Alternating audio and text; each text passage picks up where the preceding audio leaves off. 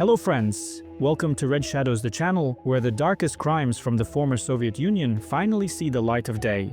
Today, I want to tell you a chilling story about a family in which a woman crossed a line and took the life of someone she once deeply loved. Picture this, the year is 1977, the city Kalinin, now Tver.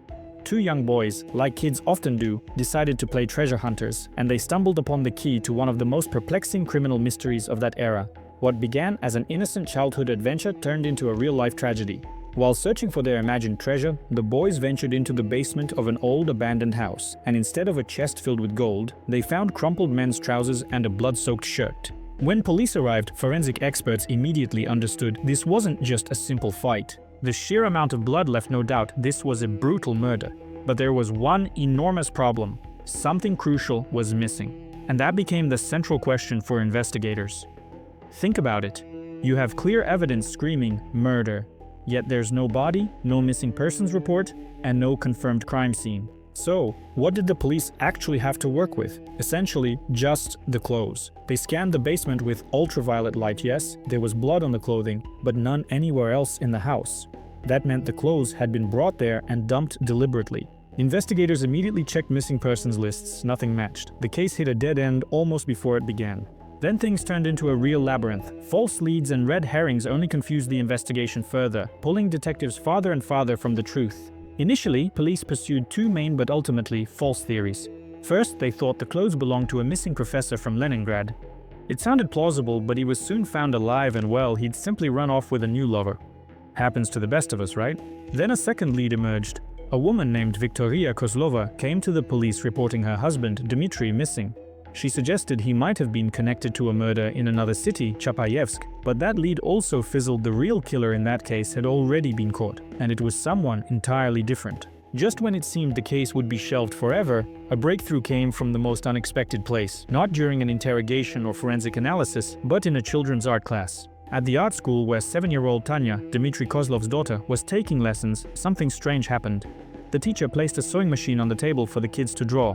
Suddenly, little Tanya burst into hysterics, screaming and crying uncontrollably. The lead investigator decided to speak with the girl gently and carefully. When he asked why the sewing machine frightened her so much, her answer shocked everyone. She said her father had once threatened to kill her mother with that sewing machine. This child's testimony turned the entire investigation upside down. It became clear that behind the facade of an ordinary Soviet family lay a living nightmare. Dmitry Kozlov wasn't just an alcoholic, as his wife had claimed. He was a cruel domestic tyrant, a sadist who had terrorized his wife and daughter for years. This new, horrifying information forced investigators to re-evaluate Viktoriya Kozlova entirely. Her story was, in fact, a tragedy of shattered dreams. In her youth, she'd fallen in love with a movie character, Dima Gorin, the gentle, kind, bespectacled intellectual from a popular Soviet film. When she met Dmitry Kozlov, he seemed just like him. She believed her dream had come true, only to discover a horrifying reality. Her husband turned their lives into a constant nightmare, selling household belongings for alcohol. Then came the fateful day, Viktoriya's birthday. She made one last desperate attempt to reclaim some semblance of normalcy and celebrate like a real human being. That morning, she bought herself a new blouse and, considering the shortages of the time, even managed to get her hands on bananas for the festive table. Full of hope, she headed home. But what awaited her?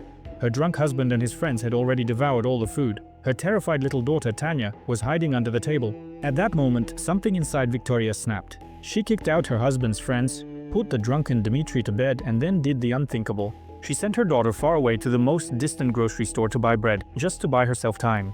The decisive moment came during a search of the apartment. Under an old tarp on the balcony, a forensic expert discovered a large cooking pot.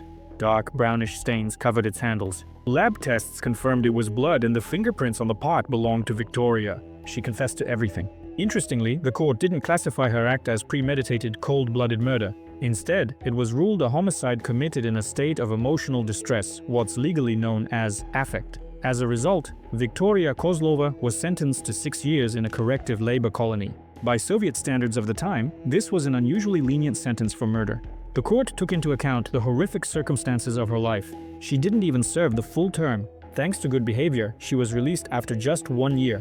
During that time, her daughter Tanya stayed in an orphanage, but after Viktoriya's release, they were finally reunited. This story offers no easy answers. It forces us to reflect, where exactly is the line between desperation and cruelty, between self-defense and crime? At what point does a victim become an executioner? It's a question that may never have a clear answer.